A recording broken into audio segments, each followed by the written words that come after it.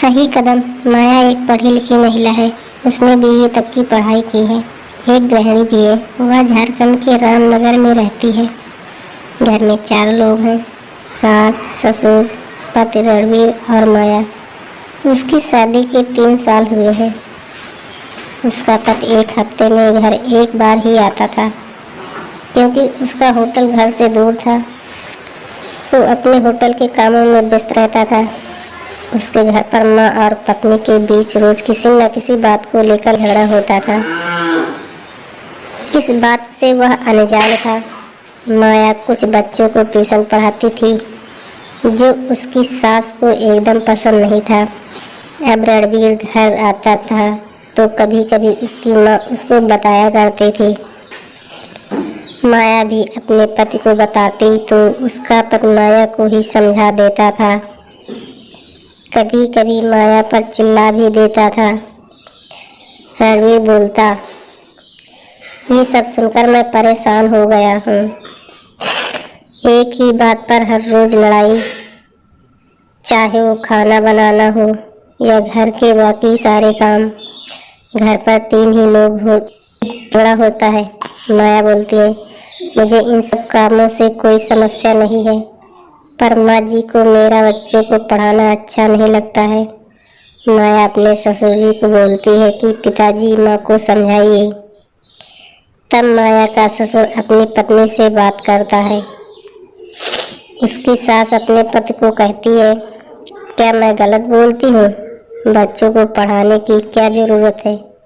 घर में काम कम है क्या? पैसे भी पति के पास कम है क्या? जब मैं इसे भी कमाने की ज़रूरत है। सास अपनी पति की बात को अनसुना कर देती है और वहाँ गुस्से से होकर अपने कमरे में चली जाती है। माया इन सबसे परेशान रहती, क्योंकि उसको बच्चों को पढ़ाना अच्छा लगता है। घर में झगड़े की वजह बन गया था। ये रणवीर कभी कभी माया पर हाथ भी उठा देता था और फिर चला जाता था। माया उसी गुस्से में घर का काम किया करती थी। ज़्यादा किसी से बात भी नहीं करती थी। दुखी रहती थी, सोचती थी कि हम पर क्यों करते हो अत्याचार? हम भी तो तुम्हारे परिवार। सास के व्यवहार में तो कोई बदलाव नहीं आता था, लेकिन ससुर उसे समझाते थे तो माया थोड़ा शांत होती। एक बार फिर रणवीर घर आया, वही झगड़ा चालू हुआ। रणवीर ने अपनी माँ से बात की, माँ क्या बुराई है पढ़ाने में? माँ फिर वो वही बोलती है, क्या करेगी पढ़ाकर? क्या होगा इससे? क्या क्यों करना है? रवि अपनी माँ को अच्छे से समझाता है। माँ, माया को पढ़ाना अच्छा लगता है और घर में अकेली क्या करेगी? वो घर के सारे काम तो करती है, उसके बाद समय निकाल कर पढ़ाती तो क्या परेशानी है? माँ कुछ नहीं कहती है और वहाँ से चली जाती है।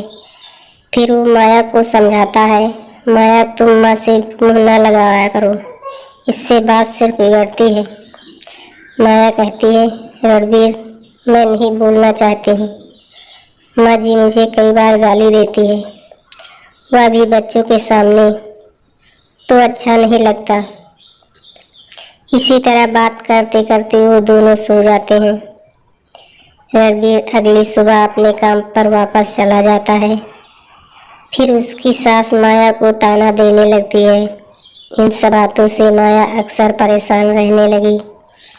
एक दिन रणवीर के पिता परेशान होकर अपनी पत्नी को समझाते हैं। दोनों में काफ़ी बातें होती हैं। फिर पति के गुस्सा हो जाने के डर से सास माया को बोलना कम कर देती है। इसी तरह दिन निकल रहा था, तभी लॉकडाउन हो गया, क्योंकि पूरे देश में कोरोना फैल रहा था। सब बंद हो गया तो रणवीर भी घर वापस आ गया। उसकी कमाई बंद होने का कोई अवसर नहीं हुआ। रणवीर का खुद का होटल था, पैसों को कोई कमी नहीं थी। कुछ दिन के बाद फिर माया बच्चों को पढ़ा रही थी तो उसकी सास बोलती है, अभी तो सब बंद है तो बच्चों को पढ़ाना क्या ज़रूरी है? इस पर माया बोलती है, माँ जी ये बच्चे तो आस पास के ही हैं, तो इनको पढ़ाना क्यों बंद करें? वैसे भी स्कूल बंद है, उससे बच्चों की पढ़ाई का नुकसान हो रहा है। कम से कम यहाँ तो पढ़ेंगे, इससे मेरी कुछ कमाई भी हो जाएगी। इस लॉकडाउन में और कोई काम भी नहीं है। रही बात साफ सफाई की, तो बच्चे साफ सुथरा ही रहते हैं। हमारे आसपास के बच्चे हैं, और ये सब छोड़िए, असल बात है कि मुझे पढ़ाना पसंद है, लेकिन सास बोलती है कि कोई ज़रूरत नहीं है पढ़ाने की, और बच्चों को भगा देती है। दोनों को लड़ते देखकर रणवीर वहाँ से आ जाता है। रणवीर और माया के बीच बात बढ़ जाती है। वह माया पर हाथ उठा देता है। उसकी माँ वहाँ से चली जाती है। फिर रणवीर के पिताजी आते हैं और रणवीर पर गुस्सा करते हैं। माया अपने कमरे में चली जाती है और बहुत रोती है। सोचती है कि ये सब हद से ज़्यादा हो गया है। वह अपनी माँ को सारी बात बताती है। उसकी माँ रणवीर को फ़ोन करके डांटती है और बोलती है, अगर उसने माया पर दोबारा हाथ उठाया तो हमसे बुरा कोई नहीं होगा। रणवीर कुछ नहीं बोला और उसने फ़ोन रख दिया। रणवीर को आराम से काम लेना चाहिए था। वह पढ़ा लिखा है, बीएससी की पढ़ाई की है उसने। उसका खुद का एक अच्छा खासा होटल था। हर रोज़ अलग अलग लोग से मिलता था, पर उसका भी व्यवहार दिनों दिन बुरा होता जा रहा था। अब रणवीर माया पर हर बात पर चिल्लाने लगा। जब तक उसका हाथ उठने लगा। 2 महीने इसी तरह बीत गए। बात को बिगड़ते देखकर माया ने सोचा कि मेरे साथ जो कभी नहीं हुआ, इस लॉकडाउन में हो रहा है। सारा दोष इस लॉकडाउन का ही है। वो 2 महीने से परेशान थी, अपने पति से भी नहीं बात कर रही थी। वो फैसला लेती है कि अब और नहीं, बिना बहुत सोचे समझे वह अपने मायके चली जाती है। मायके जाकर वह सब कुछ बताती है। माया खुद पढ़ी लिखी थी, उसे सही गलत की समझ थी, इसलिए वह अपने माता पिता की मदद लेती है। तब उसके घर वाले उसके ससुराल वालों से बोलते हैं कि आप लोगों ने जो किया है वह सही नहीं है। हम चाहते तो आपको इस बात की सज़ा भी दिला सकते हैं। रणवीर के पिताजी बोलते हैं, नहीं नहीं, देखिए ये हम दोनों के बच्चों की बात है। हम मानते हैं कि हमारी गलती है। इस पर माया के पिताजी कहते हैं कि या तो मुझसे माफ़ी मांगे वो लोग, या तो रणवीर तलाक दे दे मुझे। ये बात सुनकर सब चिंता में पड़ जाते हैं। उसके पिता अपने तरीके से रणवीर बात करते हैं, तब भी रणवीर नहीं आता है। दूसरी बार वो तलाक की बात सुनकर परेशान हो जाता है। उसके बाद वह माया को फ़ोन करता है, पर माया उससे बात नहीं करती। अगली सुबह रणवीर माया से मिलने आता है। वह माया से बात करता है, लेकिन माफ़ी नहीं मांगता है।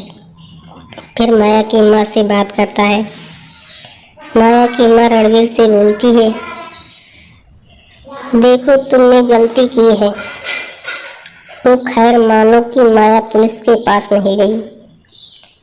एक तो तुम्हारी माँ बिना मतलब की बात पर माया से लड़ाई करती है, ऊपर से तुमने बिना कुछ सोचे समझे उस पर हाथ उठाया। अब उससे माफ़ी मांगो, नहीं तो किसी को पता नहीं कि आगे क्या होगा। रणवीर सोचता है और फिर माया से माफ़ी मांग लेता है।